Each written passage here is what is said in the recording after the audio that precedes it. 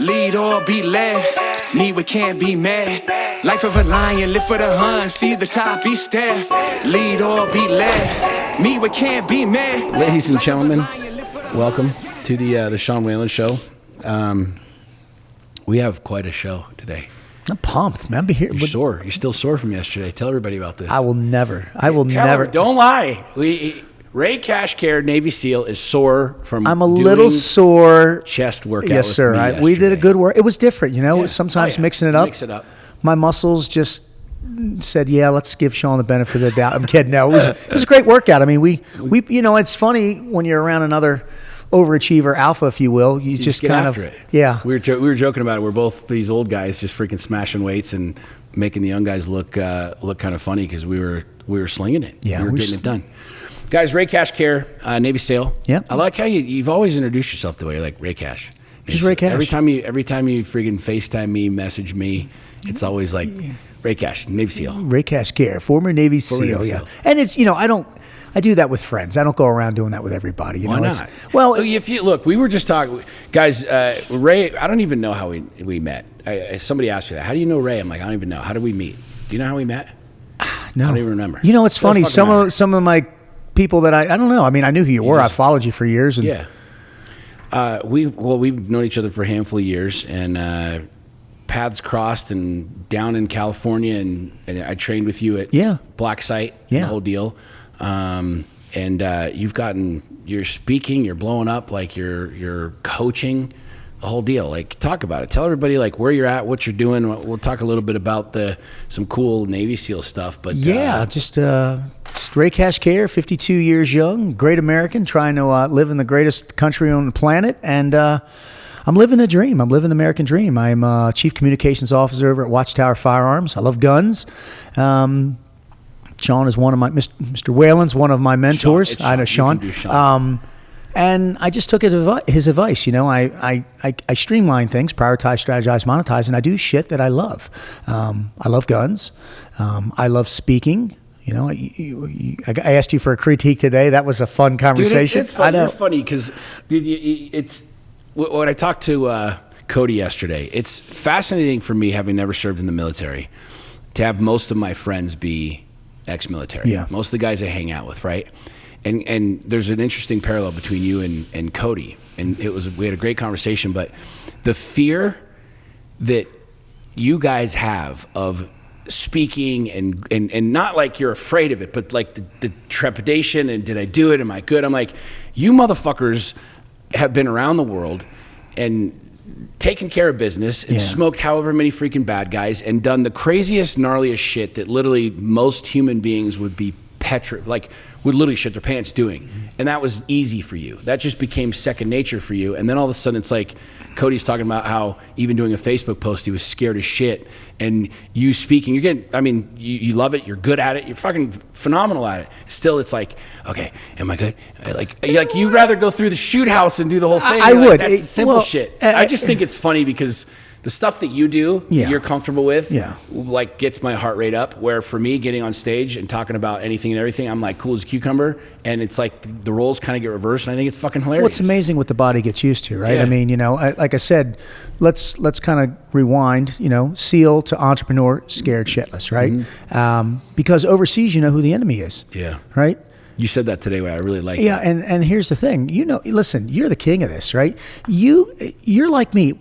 Like Mr. Trump, we could save cancer, and somebody on social media or something has always got something to fucking say, or, you know, they're going to spout off about something.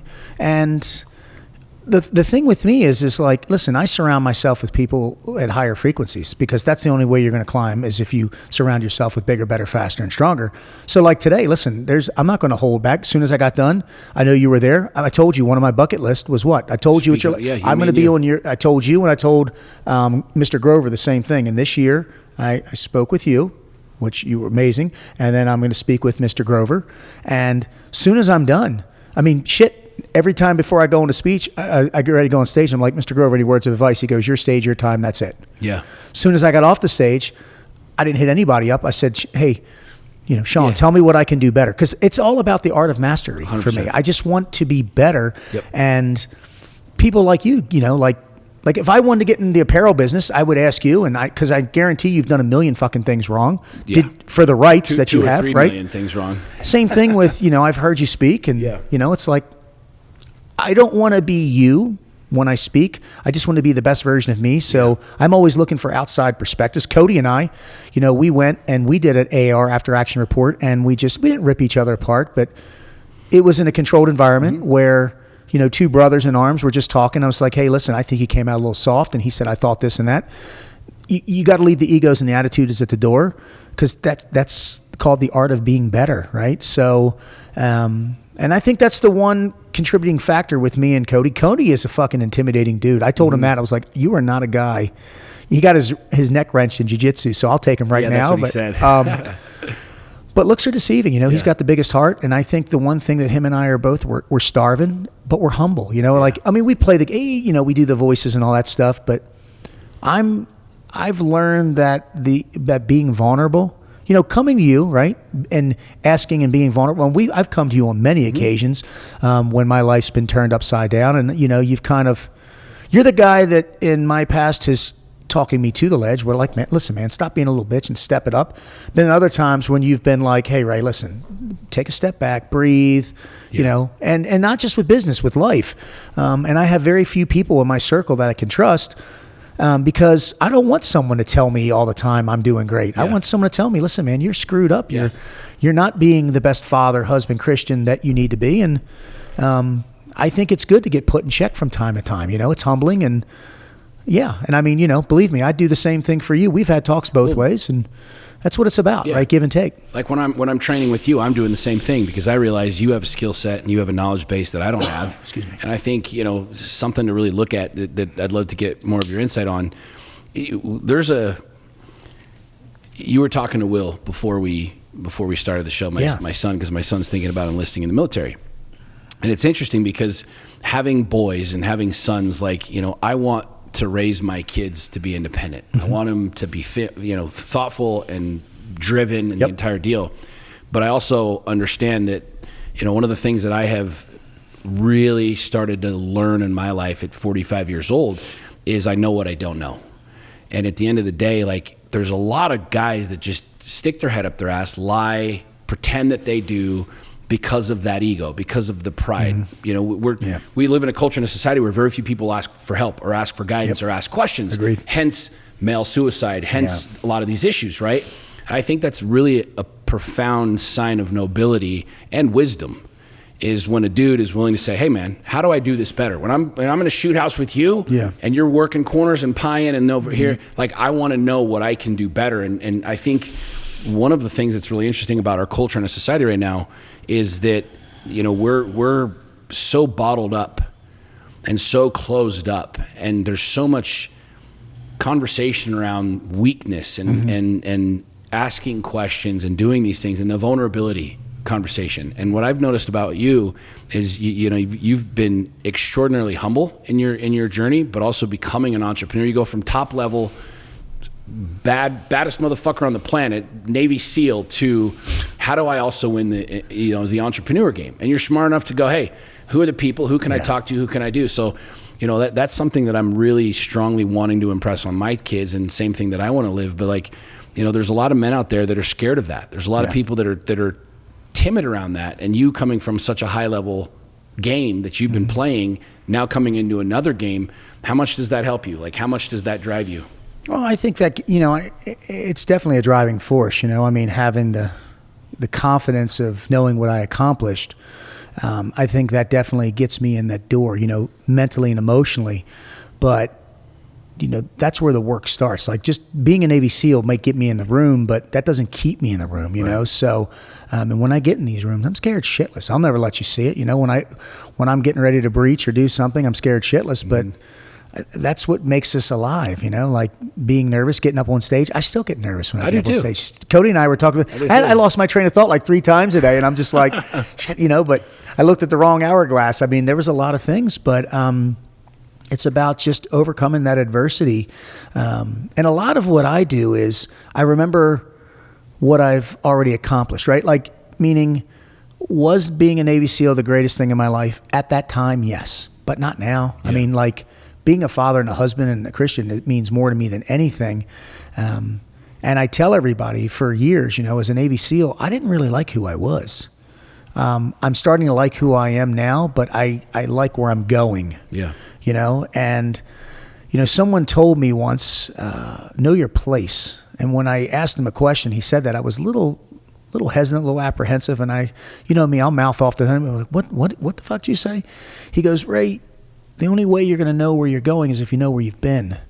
So when he said know your place, it's not like I'm telling you like know the pecking order. It's just know who you are and what you stand for and where you come from. And I think whenever I take on something new, these are the points that I drive in, right? The bullet points that I focus on. And listen, I do it. I keep it simple. I focus on, you know, my 4 F-bombs, family, fitness, finance, and faith. But everything I do is, I've taken your advice, is just streamline shit. Prioritize, strategize, and monetize. That's all I do. And monetization doesn't just always mean money, right? I mean, we heard it today. You don't have to have money to be a rich man. I'm rich in many ways. I mean, of course, I mean, listen, I love money. I'm not going to lie. But the more you make, the more you give. You know, I'm getting to a point in my life where I can start doing more. And I used to be the guy that used to think, because when you don't have money, right, the one big thing I learned from you and other entrepreneurs is, if you asked me this question 4 years ago, the more you make, the more I take. Mm-hmm. That's not the answer. Yeah. It's the more you make, the more you give, right? Exactly. The more you give back to other people and yourselves. And, you know, and like, you know, recently I got some shit, you know, believe me, I know you get shit on the Instagrams. I've been posting some, you know, I got a new car and I got the truck, and one guy was like, oh, look, you fucking Wes Watts. And I'm like, well, number one, I'm driving American, baby, you know, but, you know, my wife told me, you know, my wife's who I go to. She's like, listen, you don't see what we do, right? Instagram and all these social media platforms, you get a taste. We show you what we want you to see. You don't see the long hours, right? The missed birthdays, the holidays, the loss, the pain that we go through to get where we're at. Because I'll tell you this right now, man, being an entrepreneur is fucking hard. Yeah. At least where I'm at right now. It's hard, period. Yeah. And, you know, once I think I get up on my game, something happens. I get knocked down again. But what do? You know, like Mr. Grover said, I take the stand and 8 count. I literally just wait. Okay, I just got knocked on my ass. What am I going to do? But I don't even dust myself off when I get back up, Sean, because I know I'm going to get knocked down again. Yeah. But that's part of the process and the journey. Right. And I fucking love it. Yeah. You know, I mean, it's exhilarating. It's frightening. It's scary. I get pissed off. I mean, it's a roller coaster of fucking emotion. But in the overall, it's pretty cool being able to take care of your family and do shit. And I love the haters. I fucking love them because, you know, I'm Tim Kennedy. God, I love Timmy. And he's, you know, I didn't know he's one of the most hated guys. Oh, dude, he catches some wild shit. I loved him. So the not to interrupt you, but you brought him up.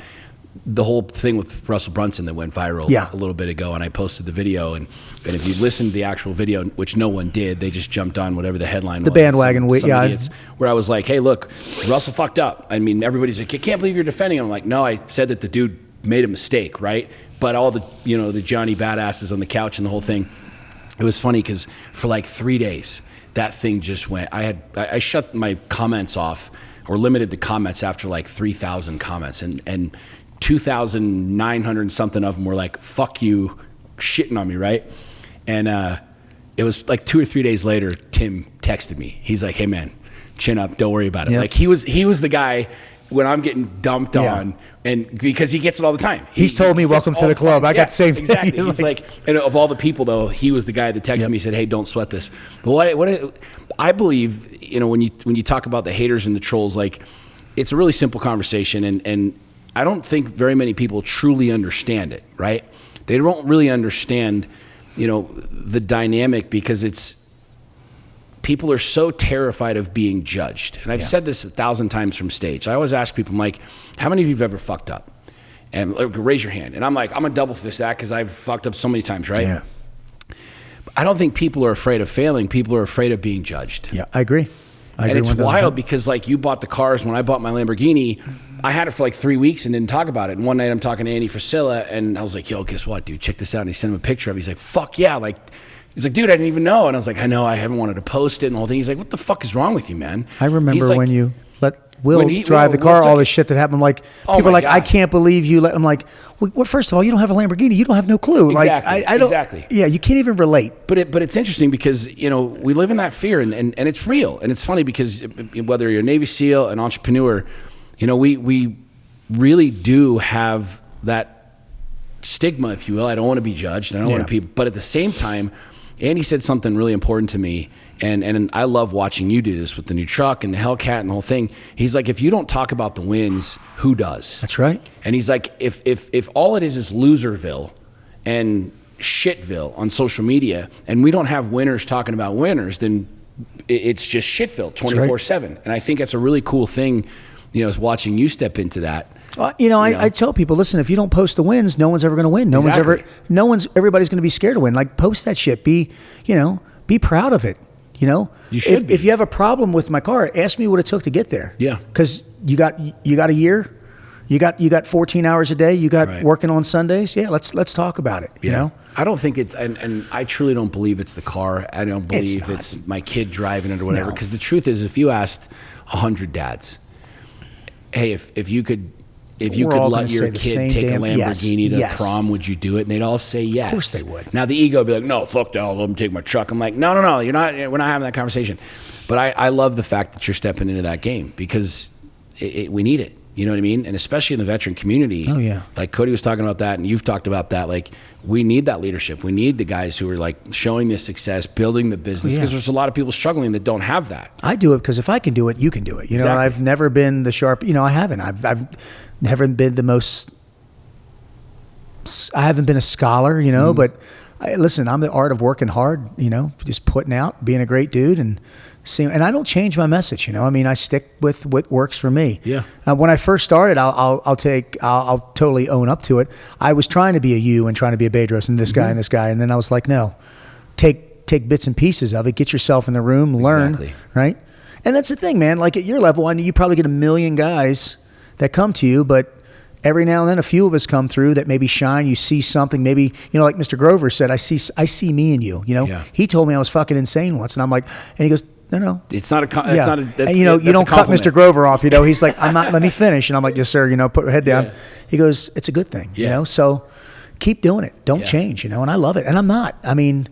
And I used to be so guilty of worrying about what everybody thought of me, and no one's putting bread on your table. No one's putting bread on Yeah. my table. You know, and you know, like the programs we do, they're voluntary, Sure. right? Here's the thing: we live in a free country. No one, you don't make people buy your shirts. I don't make people go to Yeah. my courses. They want to go through because they see the value in it. Right. If they see the value, great. If you don't see the value in it, great. Yeah. Do me a favor.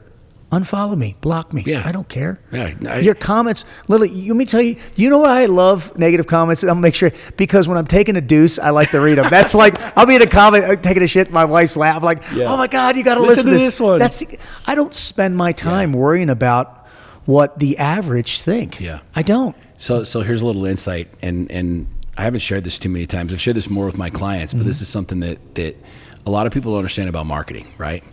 If you stop and think about it, if you just have an echo chamber of everybody that just loves you, there's really no value there. You're not bouncing anything off. There's no friction. There's no polarity, right? You don't see the other side of the coin.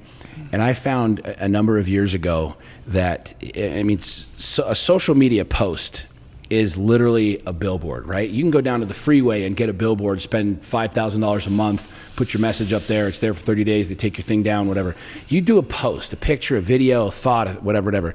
That lives in the digital land forever. Yep. That's just like digital billboard forever. And what a lot of people don't realize is like, dude, why do you engage? Like, lions don't concern themselves with the opinions of sheep, and they always throw the shit at me. I said, you don't understand what I'm doing. Because I'll get 60,000 people that will watch my stories, but 4,000 will engage with a post.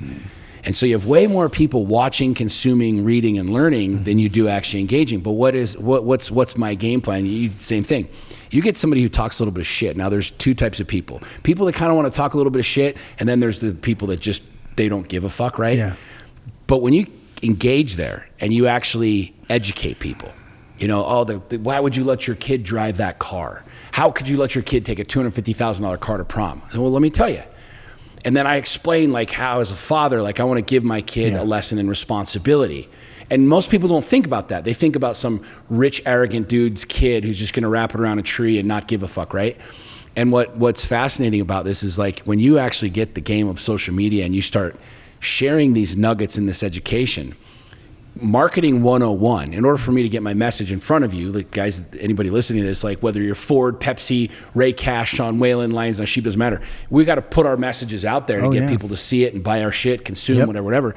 And I'm over here educating and creating these dialogues where I'm taking a foreign conversation or something that might be a little bit sticky and actually making it make sense. Yeah. And so a lot of people are like, well, why do you engage with these people? I'm like, because I'm teaching. I'm legitimately showing people. So the thousands of people that'll be scrolling and flipping through and the whole thing. And it's funny because a lot of people don't see that.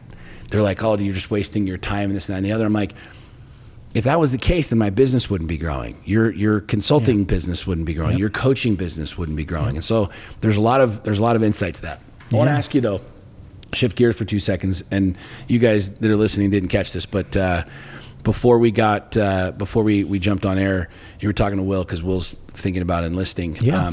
Take me back to you were talking about Hell Week. I'm fascinated by this, and we just got Will a book for his birthday. He just had his 18th birthday, and Saxony got him this book. What's the title of it, Will? It's like, but it's a Navy SEAL book, and it's basically pictures from Hell Week, and it's it's the boats and the whole thing. But I'm always fascinated by. It's a photo album. Book. Yeah. It's Darren McBurnett. I know a it's book. It's a killer book. Yeah. Tons of pictures and they're fucking awesome, and there's a lot of great quotes in there and the whole thing. But take me back to that for you. Going number one, why'd you get into the military? Yeah. Pick the SEALs. Okay. And what was that experience like for you? Because tying that together with today there's a lot of the parallels, but take me back to that. Well, I was a young whippersnapper who was getting in a lot of trouble, and I was going nowhere fast. And one of my coaches told me, "Listen, you're going down a deadly road here. If you don't do something really soon, you're gonna be locked up behind bars or even worse." So, I took the ASVAB test, which I talked to Will about, which is your aptitude vocational test, which is a placement test for you, and I fucking bombed it. I just, but. Bombed good or bad? Oh, not good. Not good. Not the bomb. I bombed it. And it just fueled me. My whole life I was told I was worthless. I was nothing. And, I went into the recruiters and, they were like, hey, Navy. And I saw this pamphlet. These guys were like, they were tall and built like you and shit. And I was like, I could do that. And the guy was like, he was a shitty salesman because he's like, no, you can't do that. And I was like, yes, I can. And he's like, well, you don't have the aptitude test. You don't have the mechanical and this and that, right? If a train's going 90 miles an hour east and one's going 90 miles an hour west, when they hit, I don't fucking know. I've never been on a train. I don't have a clue. You have 3 holes in a boat. Which one fills? I don't know. Plug them all, right? Yeah. I don't want to sink. So I went in the regular Navy with all the intentions of retaking my ASVAB again. It's just the art of determination. It's all it is, right? Mastering the discipline. And I studied. And I worked out, and I fucking trained, and a year later I took it again. I missed it by 1 fucking point. And everybody just give up, throw in a towel, do this. And I tell the story all the time. There's a gentleman by the name of Whalen Conklin. I'll never forget this motherfucker. And he goes, all you have to do is ask. Ask what? Ask for some help. So I asked for help. 6 months go by. I'm studying. I'm training. I'm not chasing the ass. I'm not drinking. doing the work. And there's a valuable lesson here, and I want you to listen to this too, Will, because I know you're sitting over there. Time comes, and I'm standing in front of him. I'm shaking like a dog shit in a peach tree. I'm so scared. I'm a seaman apprentice, E2, nobody. YN1 sitting there, and I'll never forget it. He's sitting there looking at some papers. He doesn't even break what he's doing. He goes, "How do you think you did, seaman apprentice care?" Because that's what I was. I'm standing at attention because, I'm scared shitless. I don't know. Well, you passed. And I had just had this moment of like numbness and excitement. And there was all these emotions passing through. And he goes, "Do you have any questions?" And I went, he goes, "Before you ask me, this is what I'm going to tell you. I'm not going to tell you your score."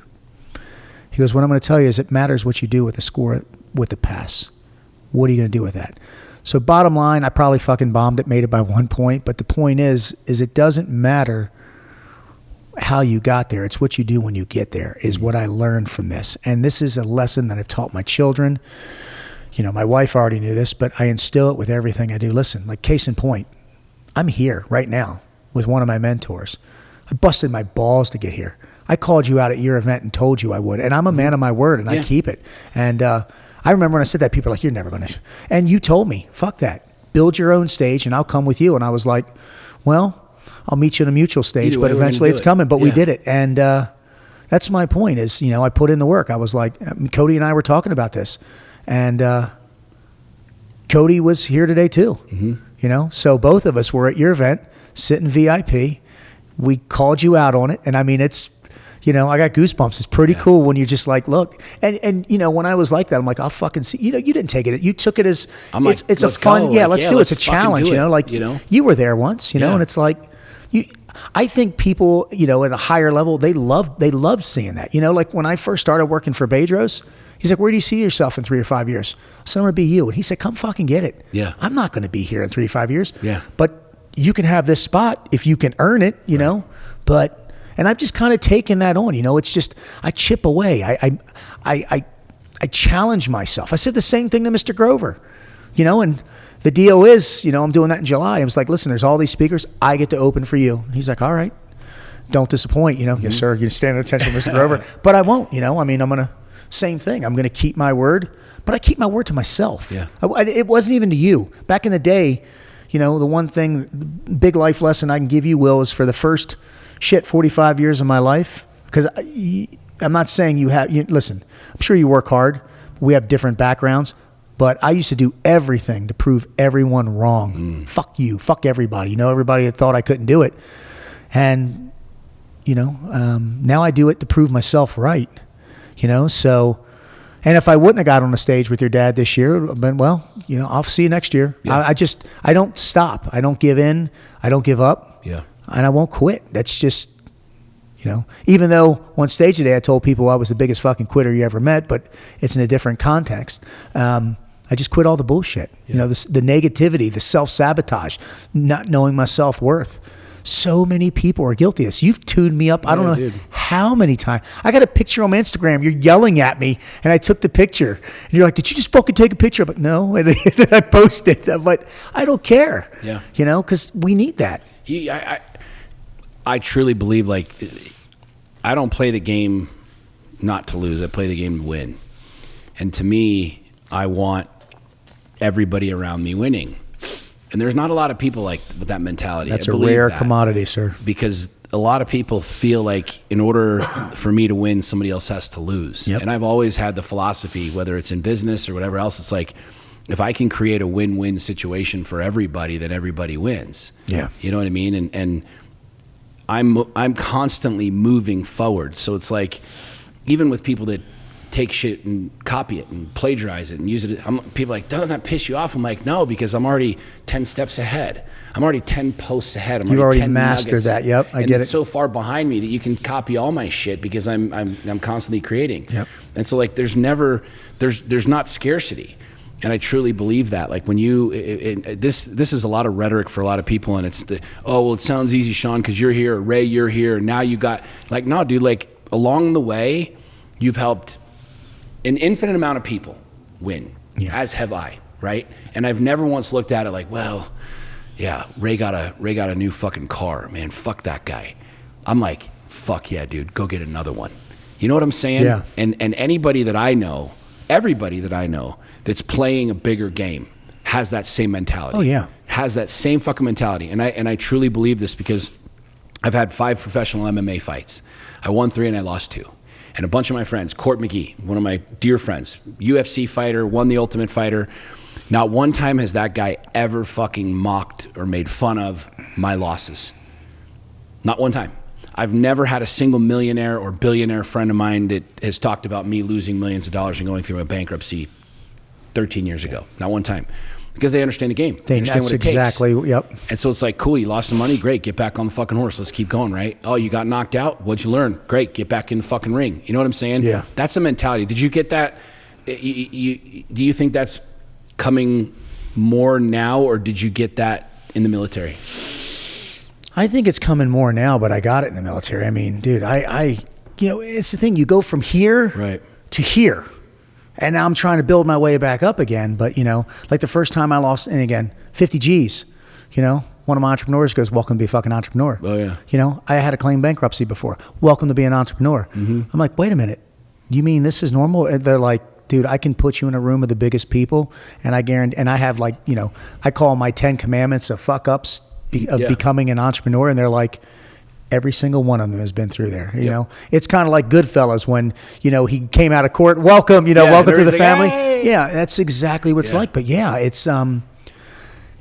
it's pretty cool when you're in the right rooms with the right people who see the vision and value in you and want good. And I'll tell you this right now, there's still not as many as you think.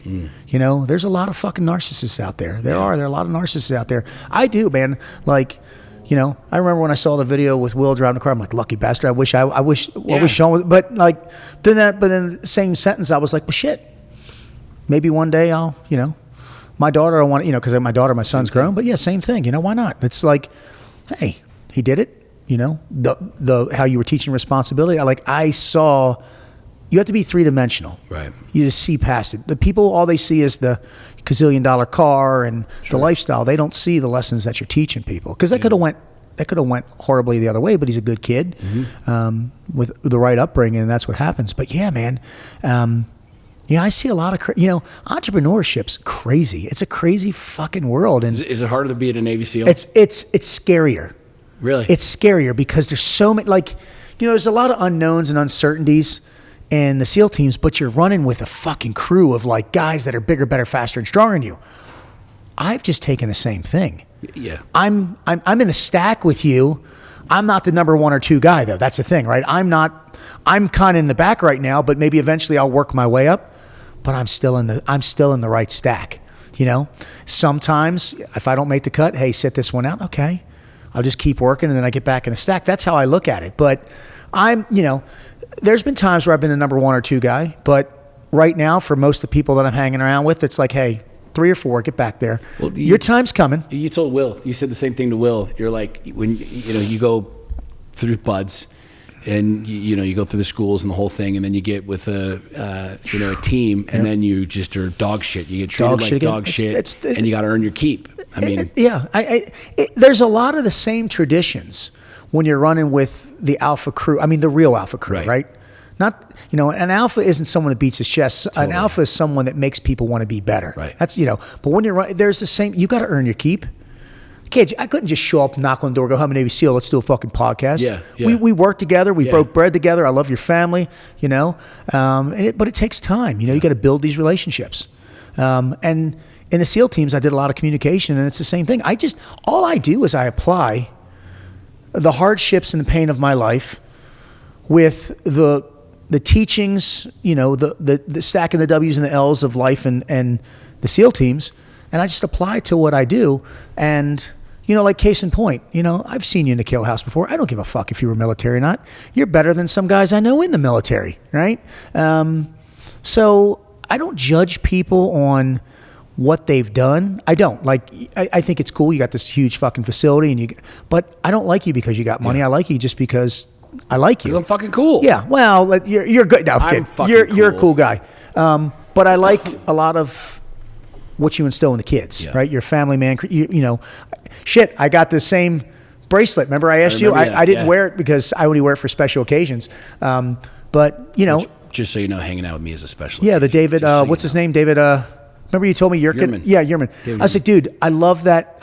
And in like 2 seconds, you wrote me back, and I was like, more money than I thought it was, but I bought the damn thing. I was like, but you know what? 5 years ago, I would have never spent, that kind of money on it. But I was like, you know what? The fact that you said that to me, you knew I was like, I'm getting that thing. And Trish got it for me. I love it. And I wear it, we wear it, on special occasions. You know what's fun though, too, about watching you is you've shared with me some crazy fucking stories. All of my friends that have been served in the military, I always try and give me the goods. Tell me your most insane story, right? And I've heard some pretty wild shit.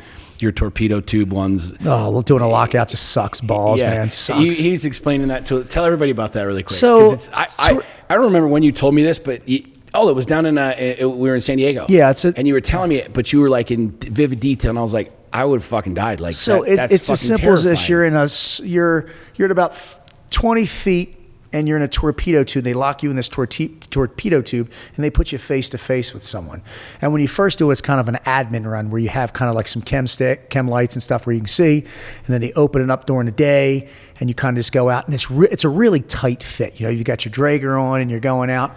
And we weren't doing missions like this. This was just something that we were it was paying tribute to the fucking warriors and the frogmen that used to do this. And you don't do this shit no more. And then it was like, okay, now it's time to do it for real. And just imagine being in something so tight. I mean, I can only imagine it like it's like putting a fucking condom on. It's that tight. You're full body. You're like this full body. You can't move. You just got the steel around you, and you feel this water just coming up. And Sean, you can't see anything. Pitch black. And you've got this thing in your mouth, and dude, you're just like you're uncomfortable, and you're like this, and it's going. And there's another guy there doing it. You know, when you see him, it's one thing, right? And you have this extra regulator here in case something happens. You're just ready to go. But you know, Murphy's Law. There's a million things that can go wrong. And luckily, those two times they didn't. But that thing opens, and you just feel you hear the door. It's real soft when it opens, obviously with subs. But then you feel the difference of the water coming in, and you know usually the senior guy, because I wasn't a fucking senior guy. He's backing out, and then you just like the submarine just kind of like stops, and it's like hovering, and you just like bloop, and you go up. But when you get out of the thing, you're like, thank God, dude. And you know you do it, and I mean, your balls are up here, man. It's like, it's the most humbling thing, but it's a check in the box, and, you know, it's like earning your keep. And, you know, we do that with other things too. You know, there's a lot of different traditions, but that was probably one of the most scared I've ever been in my life. Because, I mean, you're just so helpless. You're at the mercy of machinery. And, I mean, they stopped doing that. I mean, they put a big kibosh to that. That's because there's been a lot of problems we'll leave it at problems with that, you know, a lot of problems like people dying.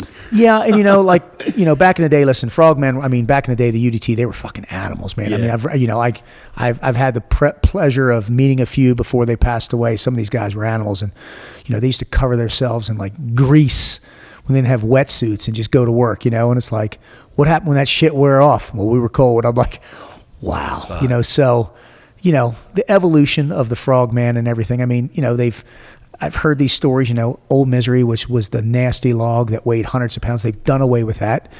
I was just talking to Lieutenant Jason Redmond, who's, you know, was in my BUDS class. He told me they did away with steel pier, which is when they hose you down, they put you on this barge, and it's fucking steel, and you like stick to it, and you keep, you kind of, they herd you like cattle, you jump off into the water, and it's just like this, it's kind of like a torture. You know, like a waterboarding, if you will, like a human waterboarding of doing this. And you're so fucking cold, you can't breathe, you can't think, you can't add, you can't do anything. And they just do it over and over until, and this is, I tell the story with, and I love you, Jay, Lieutenant Redmond, he was enlisted at the time. There comes a point in time when your body just says enough. Like, it's not being a pussy. Yeah. You're beyond that. It's like your body says enough. So, we're like cattle, and we're getting ready to go, and it's cold, the air, and you're like, fuck, here we go again. You know, it's like, what was Buzz like? Just getting kicked in the balls for 6 months, man. Just getting kicked square in the nuts, man. But it was great, you know, because you're going through with great guys, and when you see him quit, and, you know, I was giving Will my advice on what happens when you see people quit, you know, and I'll tell you guys that, but I literally tried with everything I had, everything in my heart and soul to move and to what. I just looked back at Jason Redmond, and I just went, and I tell it all the time, just push me in. And he was just like, fuck you. Just, you know, we like fell on each other. You know, it's like a 4-foot drop into the water, and then, oh, you're like, oh my God, you know, and you go back to it. But, you know, I had these weird little quirks that got me through BUDS. And what I would do is I would just pick the baddest motherfucker. I say, when he quits, I'll quit. That's what I would do. And when he quit, I'd be like a pussy. When he quits, I'll quit. Now, at the end, man, it was just a very few of us left. You ended up being the bad motherfucker. I made it through with my class. Yeah, only like, I think 11 of the original guys made it through that started with the class. Well, when we first started, it was 146. Wow. But 51 graduated. So guys that got legitimately hurt with, you know, classes, they count, they go up. So like guys from 197, if they broke a bone, they might come in our class at a certain time. Great guys, just, shit happens. But I would do things like that. And then, I do a lot of, you saw how I do the self-reflection with the camera. Yeah. I do a lot of visualization. Sorry, my mouth's dry. Yeah. And what I did was, when I was in Buds, is kind of go back to that, who I was and where I am now and where I want to be. And I would just like close my eyes, like going down, with a boat on your head, and I'd fall asleep. You wake up 2 miles down the road walking, doing the stuff. And I would just envision my life, with this big red mark that said quitter, marrying the woman of my dreams, having great kids, and then having to explain to them that I quit. And I didn't quit. I just gave up on myself, right? And I talk about it. You win and you learn. You only quit if you, listen, there's things I quit in life, but I never quit on myself. And that's what it took. That worked for me. Some people are like, that's the dumbest thing I've ever heard. Well, worked for me. Yeah. And like I told Will, try it, man. Like Yeah. if you're in that position, I'm all about the tool bag, right? When you talk, and everybody, all speakers, and all we're trying to do is provide nuggets, tools that I put in a tool bag, right? You might be a Phillips, I might be a flathead. Hey, shit, I need a Phillips. Now I'm going to go to a flathead. And then I put it back in there. I don't forget it, right? Just because I'm not using a tool doesn't mean it's not there when I need it. Yeah, 100%. So that's how I use things. And it worked for me, man. And I do that with life, Same thing with communication. I can talk to you a lot more aggressive than I can other people. You and Cody, we can have pretty solid, we might have a cigar tonight. We can have some pretty deep conversations. Mackenzie and the other lady I was with, Misty, today, right? I can't have those kind of conversations with them. Right. They're on a different frequency. I'm not saying they're not on a high frequency. They're just on a different station on that same frequency, right? So I'm all about, rhythm and frequency. That's what I live my life by. I'm getting up on my step, on my rhythm, and I'm always trying to turn to a higher frequency of people. And that's who I am and what I'm going to do, man. What's really cool is how old are you? 52. A lot of late people, to the game. No. Don't say that. You're not. That's one of the things I wanted to share is like, there's so many people that are stuck in some sort of one-dimensional reality. Like, here's my life. I've been doing it for the last 20 years, 30 years, whatever. I'm just going to stay. Like, I'm just going to I hate my job. I hate my life. I hate where I'm at. I hate what I'm doing. But the alternative is the unknown, right? And I love the fact that you're doing what you're doing, because at the end of the day, like, you can, I truly believe this, you can recreate yourself in an instant. As the good book says with Saul, Saul's walking along the path, and Saul hated Christians, and Saul was a bad dude. And as the Bible says, in the blink of an eye, he became Paul. Literally just walking along, God was like, bang, here you go. And he was a completely different man, completely new deal, completely new message, completely new everything. And ended up, writing some of the Gospels and becoming one of Christ's biggest advocates, right? I believe that. I mean, for you to be able to take how long were you were 20, how long were you in the military? Oh, in the military, 12 years, CIA 14. Yeah, so over 20 years to then go, now I'm going to start coaching. Yeah. I'm going to start doing this and killing it, making hundreds of thousands of dollars. Yeah, I'm doing pretty good, to be able to make that transition, that pivot. What's that been like for you, kind of putting the training wheels back on and starting something new? Fucking humbling, man. I mean, I don't know how to say it. It's fucking humbling, but I love it. It's exciting.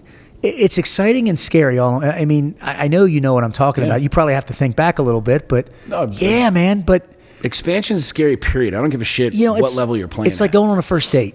Like first time I kissed Tris, first time we were together, you're like trying to figure out everything. You don't know if you're doing it right. I mean, seriously, and I still haven't got it right 20 years into it. Love you, baby. But, I am always going to say I'm work in progress. WIP. I'm WIP. Work in progress, man. Yeah. I'm a student of mastery, and I'm a student of learning, and I'm a student of trying to stay as humble as I can. And listen, I'm not going to bullshit you. There's been a couple times where I've had a couple really good months. I've gotten a little cocky. I have. Sure. Everybody does. But having a good support system, like my wife and certain people are like, hey, you're getting a little fucking, oh, yeah, you're right. Check. And, I talked about it today with taking chance and risk is, everybody's scared to fall, right? I talk about this all the time. It's the fall's not what's going to kill you. It's how far you fall and what you hit. But if you have the right people, like perfect example, I'll use my wife. You know Trish, she's about 110 pounds. She'll get behind me if I'm falling, and she'll break the fall for me, and it'll hurt us both. But neither one of us will die from it. Versus so many people are falling, and they have no one to catch them. You can't catch yourself if you're falling off of something. So the first thing I did when I started doing this is I weeded out a lot of the people that weren't willing to catch me, but boy, they wanted to be caught, right? You know that. Oh, yeah, for sure. Here, give me this. Yeah. When I started making money, I started making a lot of my old friends came out of the woodwork too. I'm sure you've had that, or Funny like, how that works. hey, can I get? No, man, no, you can't. Dude, I'm still poor. What are you I'm talking still about? I just poor. bought a new truck. Yeah, you know how much it costs to gas. My 1,800 horsepower of my two vehicles. Yeah, but no, it's everybody's scared of falling. Everybody's scared of how you said it, how they're going to be judged. I honestly feel that once and circles change, like they evolve like taste buds, they change, and there's people in my circle that or that aren't in my circle that were before. I'm not doing much with Bedros anymore. I still love the guy, but sure. we don't, he's doing his thing, I'm doing my thing. I wouldn't be where I am without him. Steve, we're not really doing stuff, but I branch off with other people, but I never try. One thing I've learned in entrepreneur world is never burn a fucking bridge, man. Like I try to never. That's something I really pride myself on. When I was talking about going on my own, it was a nervous. It's a nervous conversation with Bedros. I mean, he really helped develop me, and he loved it. He's like, I've been waiting for this. Like I was like, damn, what? That's that growth. That's the growth. Kind of wanting the other winner to go. Yeah, he wanted me. 100%. He's like, listen, I think we've gone as far as I'm willing to take you, and I think that you can go on your own. Now it's time for you to, Yep. I'm a peacock. I got to fly, right? Yeah. So, but I fly sometimes. I fall sometimes. But that works.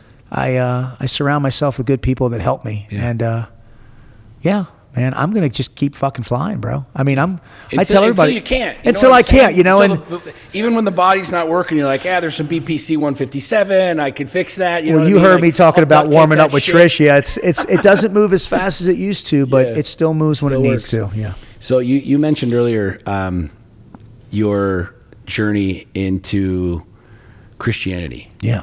Is that a recent thing? Is that a yes? And I will. Originally, it was driven from my wife, but it's been driven from a lot of vices that I have. I've had some addictions, work in progress still. Your normal vices, porn, some alcohol, some other things. Just the things that men do to try to numb the pain from the past. And my wife took a huge interest.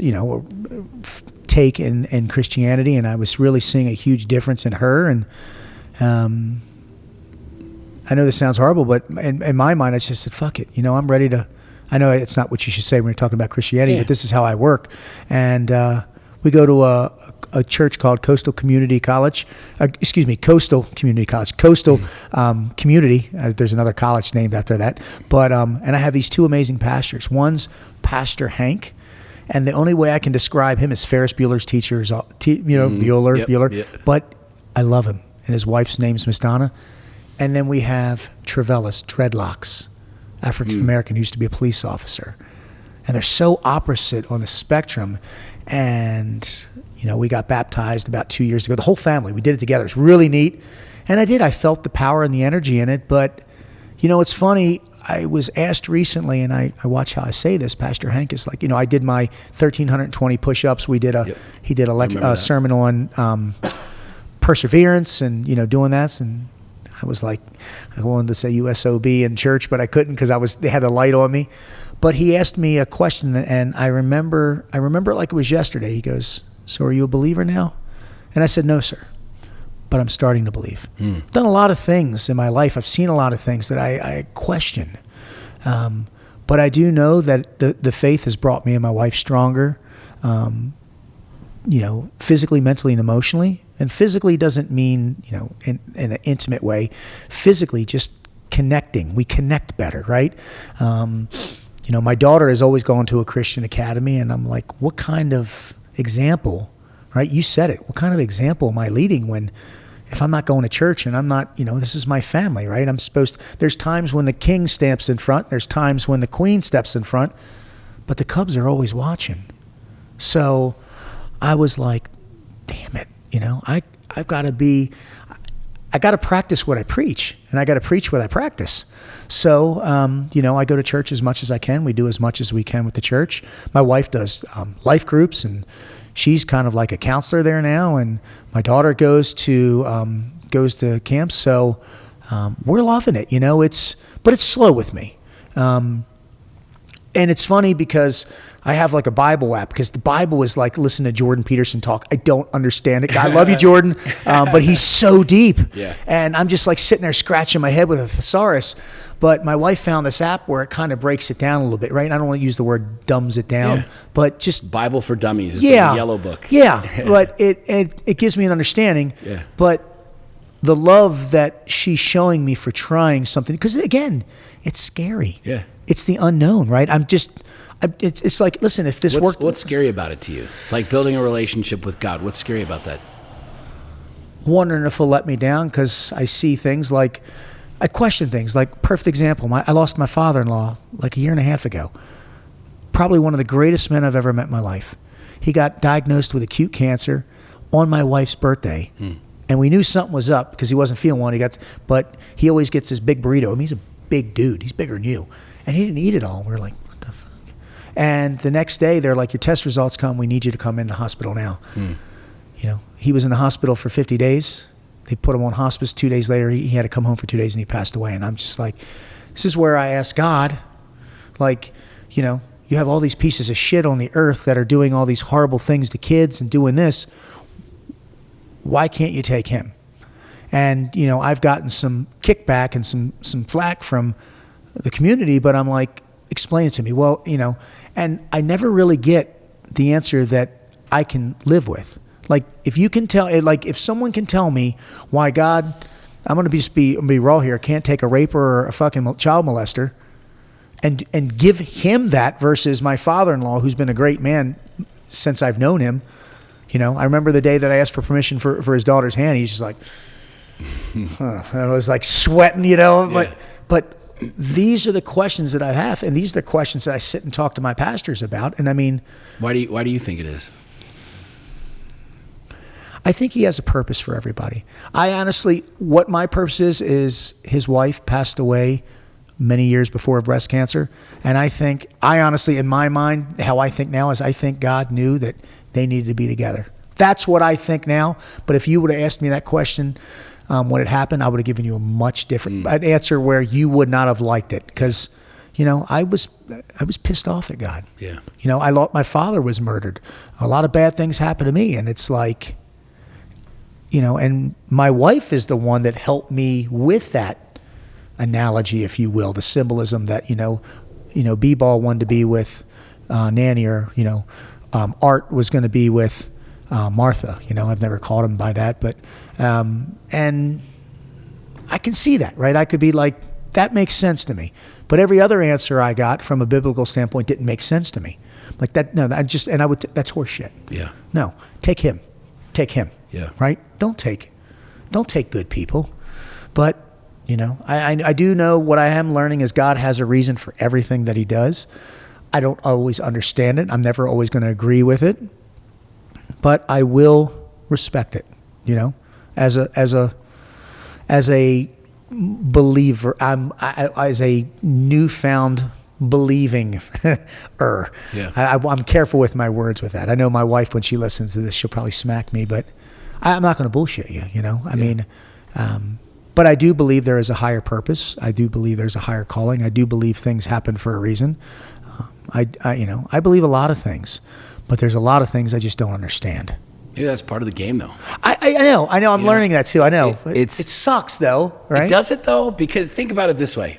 I'm fascinated by space, and Will just got this tattoo of space. And, I grew up Catholic and was Catholic for a number of years and then joined the Mormon church. And so I was, spent most of my life very religious, secularly. Went to the church. This is the deal. Here's right, here's wrong, here's the book.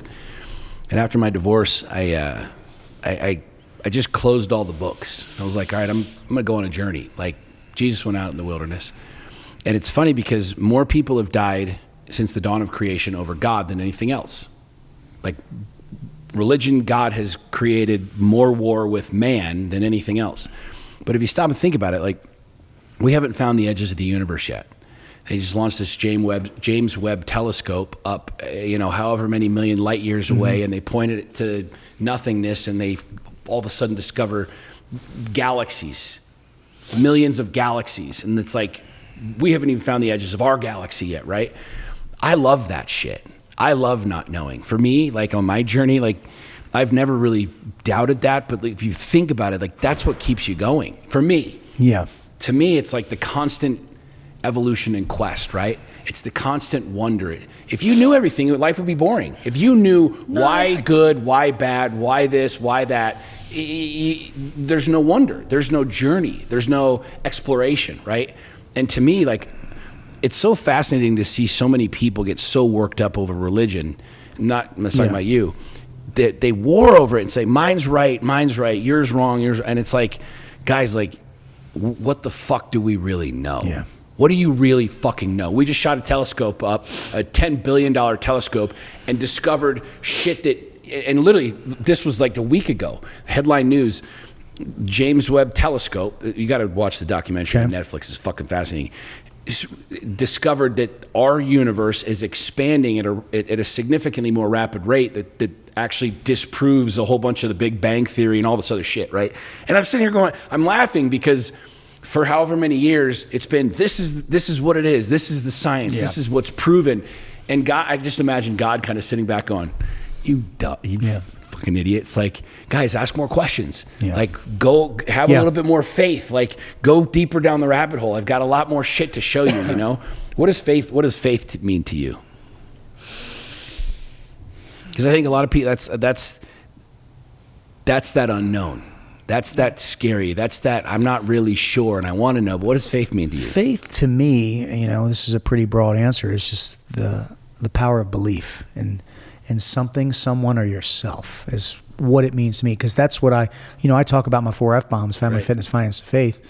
And I always say, listen, if you want to have a higher power, because nowadays talking about religion is like, you can't do it. Yeah. But I honestly believe that in order for me to believe in, I do it different. A lot of people believe in God to believe in themselves.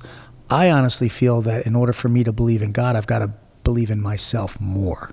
So I've kind of reverse engineered that, because when I used to just, and this is me, and again, I'm not, you're not right or wrong, bro. I love it. When I used to just ask God why, I used to just go to him, right? Like, I used to be a part-time prayer. I'd only pray for him when something was when you needed him. Every night, you call my wife, we pray together every fucking night. Me, my wife, and my daughter. Sometimes my wife will, I prayed one night, and I'm like, hey, God, and my wife, like, she loved it, but I do it my way, she does it hers, right? Yeah. She's very, because my wife was Catholic and then became Christian, and I'm like, hey, God, but she was like, oh my God, I love you so much. When she had her surgery, I said, hey, I want to lead prayer tonight, and she was like, oh boy, but she loved it. You're just talking to the guy. I just do. I like talk to him. But the thing is I talk to him every day now. Yeah. I believe that faith is the power of consistency. I think you have to believe. And again, I think that faith starts with you and then it expands like the universe, right? I mean, a lot of people go straight to God, but they don't believe in themselves. I think that was the problem I had for the longest time. And now it's like I've flipped that switch, or reverse engineered it, because my switch is always on, and I'm believing in myself more, and that's opening up a lot more doors and avenues for me to believe in other things, because I'm more confident in myself.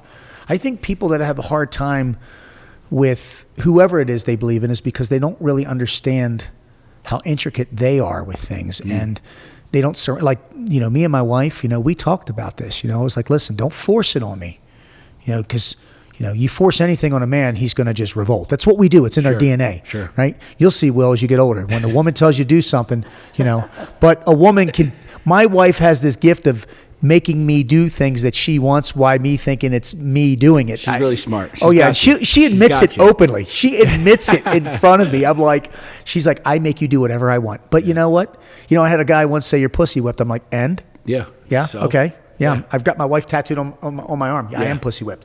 But I think the more that I'm getting in touch and tuned with myself, I talked about today being vulnerable, the V word. It's allowing me to be more accepting to things, because back when I was a team guy, I was just like kill. Yeah. It's funny. I try to donate some money to. It's funny. This was a recent thing to the church and stuff. Trying to write some nice checks to help out.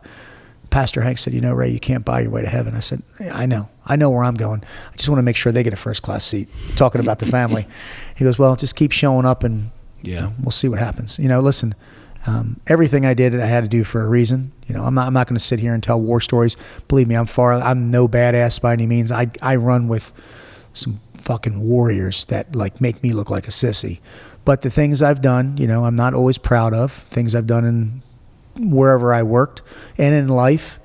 But I'm hoping that I can, I'm hoping when my time comes, he's going to kind of just, look over the check sheet and go, okay, this is, maybe he'll flip a coin. Yeah. Kidding, boss man. But, I'm hoping, my goal is to make sure wherever they end up, I'm with them. So, like I said, that's the one thing I don't think I'm ever too late in the game with, because Pastor Hank and Truvella said it's never too late to start. So, and I do feel like a hypocrite because I coach this all the time. It's never too late to start. Like if you need to be something or do something, whether you're, I'm seeing guys that are getting their black belts at 70. Yeah. It's never too early. It's never too late. For any of it. Just do it, One of my favorite quotes is by the late Thomas Monson. He was the president of the Mormon Church. And he said, you are who you are today because of the choices and decisions that you made yesterday. Yeah, I agree. And for a lot of my life, I regretted a lot of my choices and my decisions. I regretted a lot of the things that I did. And as I've looked back, and I think this comes with a little bit of wisdom and a little bit of age, you realize you're reaching people today and changing lives based off of yesterday. Yeah. And if you didn't have that, you couldn't do that. I can't be the dad, that can help these kids navigate this life experience right now if I didn't have the experiences. Yeah. And I think a lot of people, one of the reasons I love that quote is when you really stop and think about what that means, I'm the net sum total of all of it. Mm-hmm. And I consider myself a pretty good human being. I feel like I'm a good dad. I feel like I'm a good husband. I'm a good leader. And at the end of the day, you might have some little freaking things that, that one was a little bit sketchy, but you are who you are today because of all of that. And I agree. That's a powerful place to be, man. That's a really, really inspiring place to be. Because when you stop and think about that, you can touch people in places that a lot of other people can't. Yeah. And when people are in that depth and in that misery, and especially in the military community, you know how to get out. You've shown it. You battle that stuff and you get out, and I think that's a really, really powerful place to be. No, you know what I mean? I say it all the time. I haven't always liked who I was, but I like who I am now. But I love where I'm going. Hell yeah. And what I do is, when I coach and things, I break it down in the three battlefields of life that humans deal with. Right? You have the internal battlefield, the business field, and the home field. Right? We know some of the same people. They make a shit ton of money. I mean, they're just crushing it, but they're insecure as fuck. Yeah. Their family's on the rocks, so my thing is I don't believe there's any such thing as this perfect work-life balance. I think, because case in point, right? You run a multi-million-dollar business, something happens to one of your kids, you're dropping this and going to them, right? Yeah. You have to be able to pivot or flex and then get back on as soon as you possibly can. I used to think that it was, and I was guilty of this, man. Chase the money, chase the money, chase the money. Always on the road, always on the road, always on the road. I come home to a house that was full of people, but it was empty. And now it's like, fuck, what have I done, I'm on the road a lot now, man, but when I'm home, man, I'm home. Yeah. Me and my, and I tell you what, I know people are going to I'm going to hear from this. COVID brought me and my family together, man.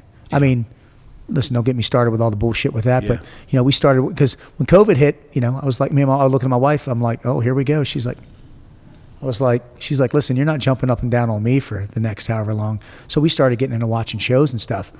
So much so that I was like, you know what? I want to buy a big fucking couch, you know, like a Sean Whalen couch.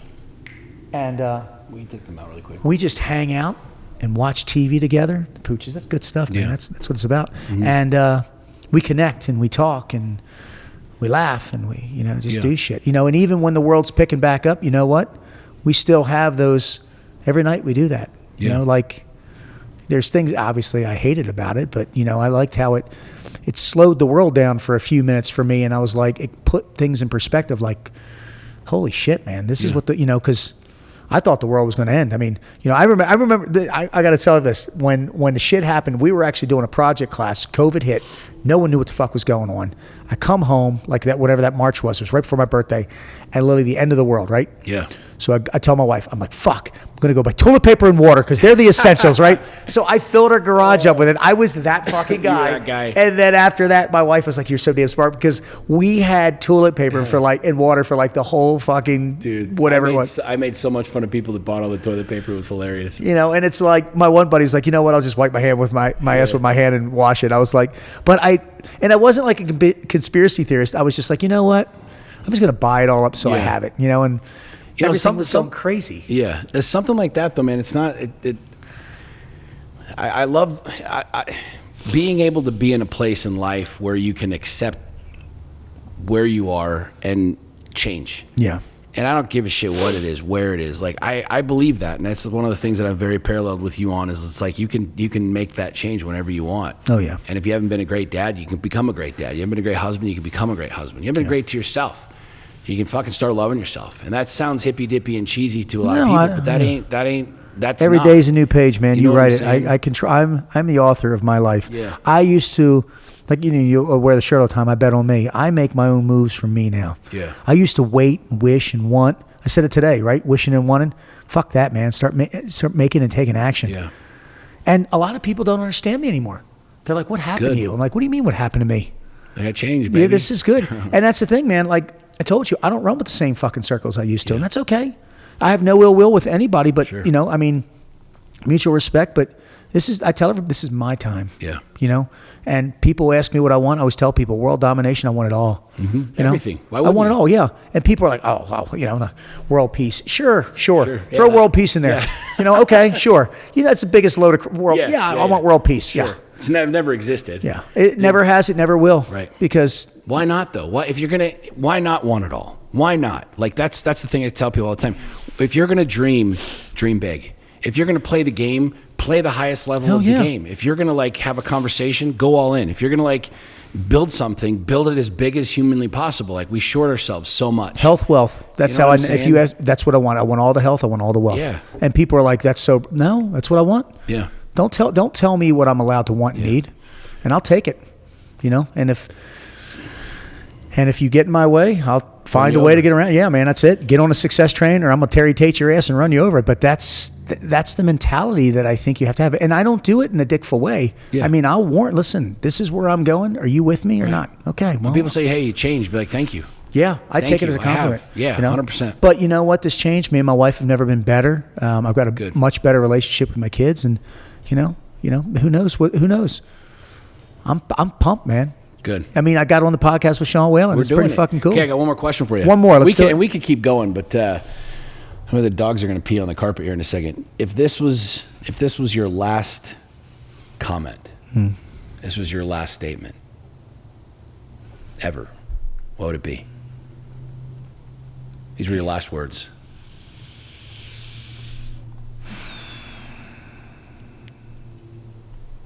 How many words do I get?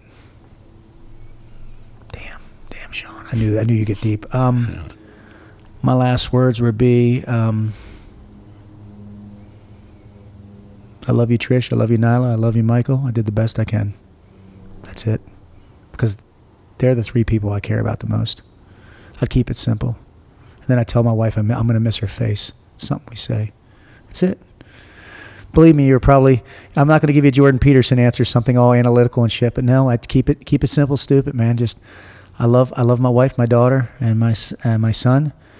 And I would tell each one of them something. It would be, I'm going to miss your face, to my wife.